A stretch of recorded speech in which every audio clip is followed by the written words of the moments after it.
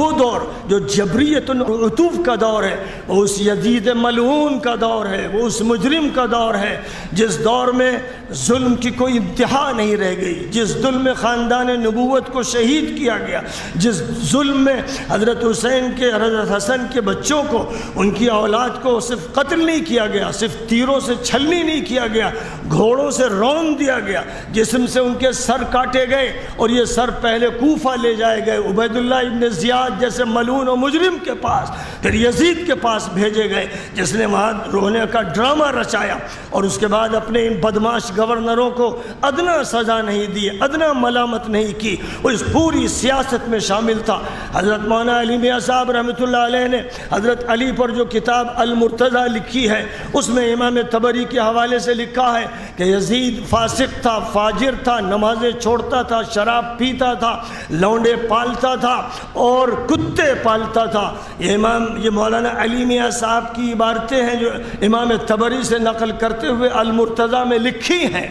آج ایسے لوگ بھی ہیں جو اپنے کو محدث کہتے ہیں، اہل حدیث کہتے ہیں، وہ یزید کی صفائی پیش کرنے کے مجرم ہیں۔ میں نے ایک رسالے میں دکھایا کہ جتنے بھی بڑے بڑے علماء ہیں سب کے سب یزید کو فاسق تو کہتے ہی ہیں، اور ان میں بڑے علماء ملعون بھی کہتے ہیں، اور میں ملعون سے کم لفظ اس کے لیے درست نہیں سمجھتا۔ وہ اور اس کی پوری جماعت، اس کا پورا ٹولہ ملعونوں کا ٹولہ تھا۔ آج کے دن میں اسی کو یاد کرنا ہے کہ ایسی حکومتیں جب تھیں، جب ہوں گی، جہاں ہوں گی۔ آج انہی ملعونوں کی حکومت سعودی عرب میں ہے، امارات میں ہے، مصر میں ہے، بحرین میں ہے، جو علماء کو جیلوں میں ٹھوس رہے ہیں، جو صلحاء کی گردنیں کاٹ رہے ہیں، جو جیلوں میں صلحاء اور نیک لوگوں کو اذیت دے رہے ہیں، جو اسرائیل سے تعلقات بنا رہے ہیں، جو جزیرۃ العرب میں پھر مورتیاں قائم کر رہے ہیں، جو فحاشی کے اڈے بنا رہے ہیں، جو یہ سب جرائم کر رہے ہیں، وہ اسی طرح تاریخ کے مجرم ہیں جیسے کسی دور میں یزید مجرم تھا اور اس کے بعد کے مجرمین تھے۔ امام ابو حنیفہ ہمارے امام ہیں، امت کے امام ہیں، انہوں نے حضرت حسین کے پوتے حضرت زید کا ساتھ دیا جب وہ بنی امیہ کے حکمرانوں کے خلاف نکلے کہ ان کی حکومت توڑ دینی ہے، تو مدینہ منورہ میں امام مالک ساتھ دے رہے تھے اور کوفہ میں امام ابو حنیفہ ساتھ دے رہے تھے۔ امام ابو حنیفہ کو کوفہ کے گورنر ابن حبیرہ نے کوڑے لگائے، سر پر کوڑے مارے،